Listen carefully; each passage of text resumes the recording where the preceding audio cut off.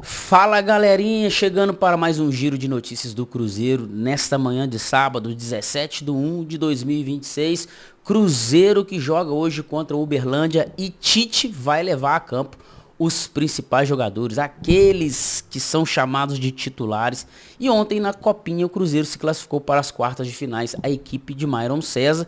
E nós vamos falar também de jogador de base. Fica comigo até o final desse vídeo. E você que não é inscrito, você que é visitante aqui, se inscreva no nosso canal.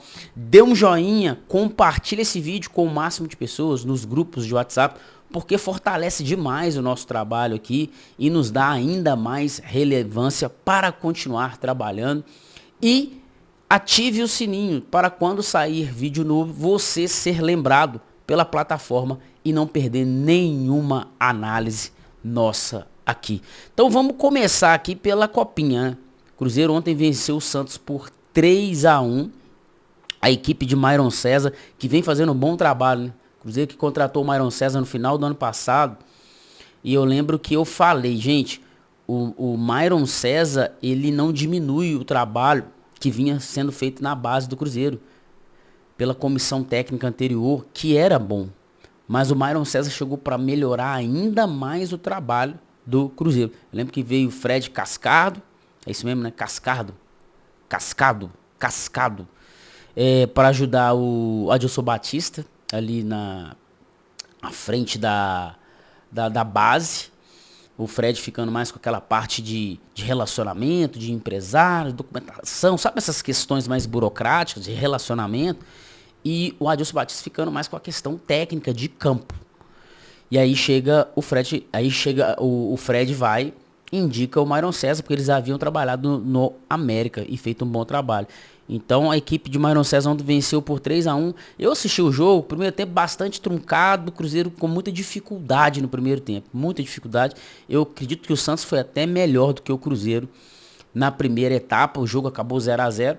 Chegou no segundo tempo, o treinador Myron César fez algumas mudanças e a equipe do Cruzeiro conseguiu no contra-ataque fazer 2 gols, que foi o gol do Ryan Leles e do Fernando, né? A Ryan Leles dando uma assistência e fazendo um dos gols. E aí o Cruzeiro abriu uma vantagem de 2-0, depois o Santos foi lá, diminuiu de 2-1 e no final o Pietro, né, que entrou também no segundo tempo, fez ratificou ali a vitória, 3-1. Então acho que parabéns aos crias da Toca, parabéns ao Myron César pelo trabalho que vem fazendo. E sobre a base, galera, ainda falando sobre a base, tem uma proposta aí do Borussia Dortmund sobre o Cauã Prats, que é um jogador que ainda tem idade de base, né? Incrível o Cauã Prats, né? Como queimou etapas esse garoto, né? E já saiu lá na frente, né, cara? É muito acima da média. A questão do Cauã Prats é que a gente acha que o jogador acima da média é só aquele jogador exuberante tecnicamente. Aquele jogador, né, cara? É cultura nossa do Brasil. Aquele cara que dá caneta, que dá o boné, que faz o gol, que dá assistência. Nós temos essa cultura impregnada na mente que jogador acima da média é esse tipo de jogador. Esse é o estereótipo do jogador acima da média. Ah, deu assistência, faz gol, caneta, boné. Não. E não é. O Cauã Prats não é esse tipo de jogador, ele não tem esse estereótipo. Mas eu posso te garantir, e eu falo isso desde quando ele surgiu no profissional. Eu lembro que ficava eu e o Mike Costa falando sobre isso. O quanto o Cauã Prats é acima da média e quanto ele furou etapa. E olha pra você ver. O Cauã Prats, se você colocar ele lado a lado com o Kaique, em condições normais, sem nenhum incidente na carreira, todos dois tomando as melhores tomadas de decisão para a carreira. O Cauã Prats, ele tem um potencial de uma projeção maior do que a do Kaique. Maior do que a do Kaique. Situações normais, tomando as melhores decisões cada um. E aí entra as escolhas, né? As estratégias de carreira, que aí às vezes pode potencializar um e não potencializar o outro. Mas o físico do Cauã Prats, ele é um jogador que nasceu com uma vantagem física. Ele é alto, ele é forte, ele tem passada larga, tem explosão física e é um garoto que mentalmente você percebe que ele é diferenciado. Muito equilibrado para a idade dele, tanto que fez ele furar etapas. E aí tem o interesse do Borussia, um interesse que é muito grande. O Borussia já havia feito consultas ano passado a respeito do Cauã Prats, já havia feito proposta, o Cruzeiro recusou. E chegou também proposta para o Kaique também, o Cruzeiro recusou. De Portugal, da Itália. E parece que esse interesse do Borussia não vai parar por aí. As partes estão conversando, as coisas parecem que está evoluindo. A informação que eu tenho é que o Cruzeiro queria no mínimo 20 milhões de euros pelo Cauã Prats, devido ao seu potencial. Mas a proposta não chega a esse valor. A última proposta que chegou foi de 13 milhões de euros. O Cruzeiro quer 20 milhões de euros. O que eu acho, tá, gente? E eu acho assim, acho não, né? A minha opinião sobre isso é que o Cruzeiro precisa vender. Lógico que ele não tem que vender a qualquer preço, a qualquer custo. Mas eu vou mostrar um cenário para vocês que o Cruzeiro precisa vender, principalmente laterais. Olha os laterais ontem da Copinha que jogaram. Lateral direito, Nicolas. Lateral esquerdo, William. Ok? E a gente está falando que no banco de reserva ainda tinha o Gustavinho na lateral esquerda. Agora eu esqueci quem que é o lateral direito da Copinha que estava. O Ivanilson. Ivanilson, lateral direito reserva. E o Gustavinho, lateral esquerdo reserva. Que estavam jogando de titular antes do Nicolas e o William saírem de Uberlândia e irem lá para São Carlos. Reforçar a equipe de Myron César. Porque eles estavam treinando aqui com o Tite. Estavam jogando com o profissional. Então olha pra você ver, nós estamos falando que tem 2 laterais direito lá na Copinha e 2 esquerdos. E nós estamos falando que no profissional tem 3 lateral direito, o William, Fagner e o Moraes. E na lateral esquerda você tem o Kaique e você tem o Cauã Prats. Ou seja, nós temos 4 lateral esquerdo e 4 lateral direito. O Kaique e o Prats num nível altíssimo. Os três do profissional, cara, nível altíssimo também. O William não marca, cara. Vai tentar encontrar um William no mercado aí. É muito difícil. Muito difícil. Então, o que eu estou querendo ilustrar com isso aqui? O Cruzeiro precisa vender jogadores, principalmente na lateral. Porque ele tá empilhando o jogador, e jogador, gente, é igual fruta no Ceasa. Igual verdura no Ceasa. Ela apodrece. Tem um tempo. Jogador, ele tem idade, ele tem prazo. Ele tem a melhor época da carreira dele, então ele tem um prazo. Ele vira veterano, ele vai ter que parar de jogar, ou seja, o prazo é importante. E eu tô vendo muito jogador empilhado no Cruzeiro. O Cruzeiro precisa vender, fazer dinheiro.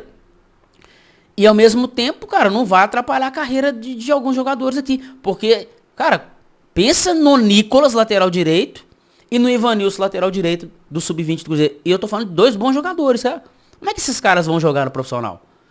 Cara, nem reserva eles vão pegar. Eu tô falando que vendo uma situação que nem reserva eles vão pegar.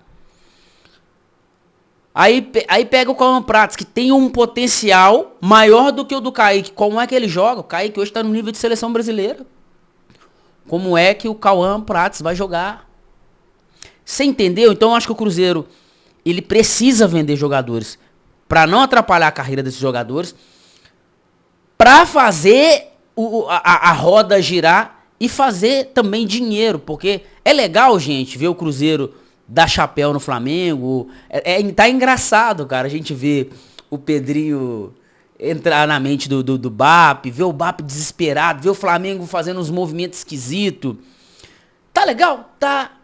Mas isso, se você pensar a longo prazo e num futebol de gestão, cara, o Cruzeiro não se sustenta desse jeito. Precisa vender jogador, precisa fazer grana. Ah, mas o Cauã Prates vale mais. Cara, também acho. Então o que que faz?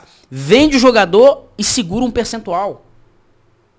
Ah, a galera falando 30, 40%. Eu acho difícil 30, 40%. Eu acho que o que o mercado aceita aí é 10, 20% de uma venda futura. Segura 20% de uma venda futura. Tenta aumentar essa proposta para uns 14, 15 milhões de euros e vende. E segura 20%. Chegou lá na frente, ele for vendido, ele estourar e for vendido por mais 150 milhões de reais. Lateral, gente, tá escasso. Hoje não tem lateral. Ah, vendeu ele por mais 150 milhões de reais. O Cruzeiro vai lá e põe mais 30 milhões no bolso. Com mais os 15 milhões de euros agora, coloca mais 30 milhões de reais numa venda futura. Mais o dispositivo da FIFA. Eu acho que é isso, cara. Faz a roda girar e todo mundo sai ganhando. O Cruzeiro precisa vender jogadores. Lateral direito, lateral esquerdo. Aqui, ó, centroavante, Fernando. Pô, Fernando é um jogador interessante. Não sei se vocês já pararam pra ver jogo do Fernando na base. É um jogador interessante. É aquele centroavante que ataca espaço, faz o falso 9, abre pela direita, tem força física, tem explosão, arrasta jogador e tem posicionamento dentro da área. Cara, o Fernando, como é que o Fernando vai jogar no Cruzeiro hoje? Me fala como é que o Fernando vai jogar. Como é que o Ryan vai jogar? Ryan Lelis. Complicado, cara. Complicado. Então, acho que o Cruzeiro precisa começar a pensar nisso, porque tem muito jogador bom na base. Eu não tô falando nem dos que estão aqui, ó. Tem jogador que tá aqui, cara. Treinando com o profissional. Vai ser ali um terceiro reserva, vai ser um segundo reserva. É o caso do Japa. É o caso do Bruno Alves, do Janderson, os dois zagueiros. Quem mais? Olha o outro que tava lá, ó, que tava treinando com o profissional e tava onde titular, o Kaique Luiz. Cara, hoje, se você pegar, o Cruzeiro tem 2 titulares na zaga, 2 reservas. E aí tem o Bruno Alves e tem o Janderson, que é da base. E aí vem o Kaique Luiz. Tá vendo? Tá empilhando o jogador.